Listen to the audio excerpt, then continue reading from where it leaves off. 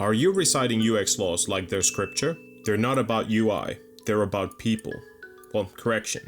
They're about how humans fail predictably and repeatedly, and how we designers try to keep interfaces from collapsing under that glorious chaos.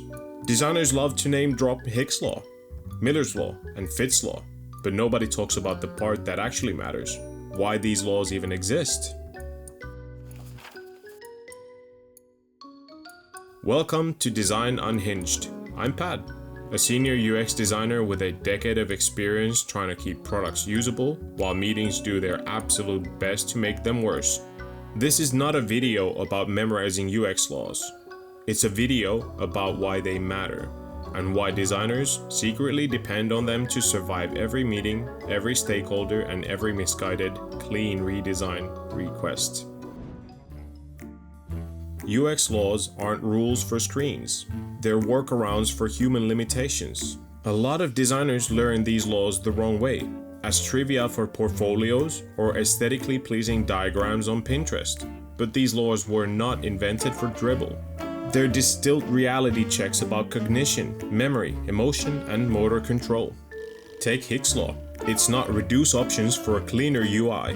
It's humans freeze when you give them too much at once. Miller's law, working memory is a goldfish with anxiety. Peak end rule, people don't remember the whole journey, they remember the worst part and the last part. And Fitt's law, make the buttons big enough or watch your users fat finger their way into rage. These laws are not commandments, they're behavioral truths. They explain why people behave the way they do, not how designers want them to behave. UX laws are not about pixels, they're laws about people being, well, human. There are design tutorials that show the laws, but design jobs show you people. Real UX work is navigating unpredictable human behavior while wearing a calm face of someone who's trying very hard not to punch the wall. In meetings, UX becomes anthropology with a Figma subscription. You shift between three modes: a battle berserker, resisting the urge to throw yourself or a senior developer into the sun when they suggest adding another primary button because users will figure it out. Group counselor, guiding stakeholders through their deep emotional fear of white space hierarchy and anything that isn't a table view. And behavioral interpreter, translating human chaos into design constraints. No, users won't read that paragraph. Yes, they will click that wrong thing. No, they do not want more options. Every UX law becomes your unofficial shield in these moments. Your way to explain why humans won't act the way business wishes they would. Most days, you're not designing screens, you're explaining human behavior. Every UX law you ignore eventually becomes a support ticket. Teams treat UX laws like trivia until something breaks. Here's how the laws show up in real products. Too many choices, user freezes, Hick's law. Too much information, users get overwhelmed, Miller's law.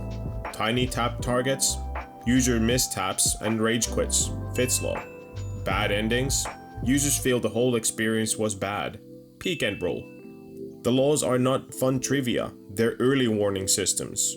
Ignore them long enough and you'll meet them again as user complaints. Junior designers quote UX laws to sound smart. Senior designers use them to survive meetings. When someone says, just add one more option, or users will figure it out, or let's remove all the labels so it looks clean, your entire nervous system lights up. UX laws are not your design process, they're your negotiation toolkit. You use them when a product manager wants 4 primary buttons, a developer wants tiny touch targets to save space, stakeholders want modern redesign that destroys usability, business pushes a conversion funnel that breaks cognition. UX laws give you language, real, evidence-backed language, to defend decisions you already know are right. UX laws aren't how you design, they're how you explain design. These laws are not academic fluff, they're survival rules for chaotic teams.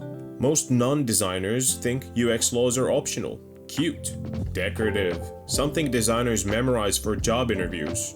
But in real work, UX laws matter because they give language to invisible problems, make human behavior legible to non-designers, Ground decisions in evidence, not taste.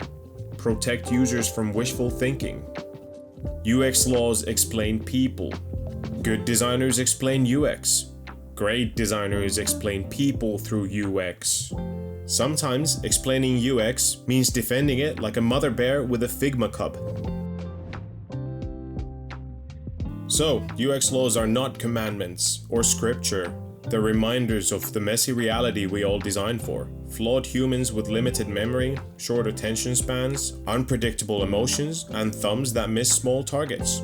You don't need to worship the laws, you just need to understand why they exist, so you can wield them with confidence, humor, and maybe a tiny bit of Viking rage.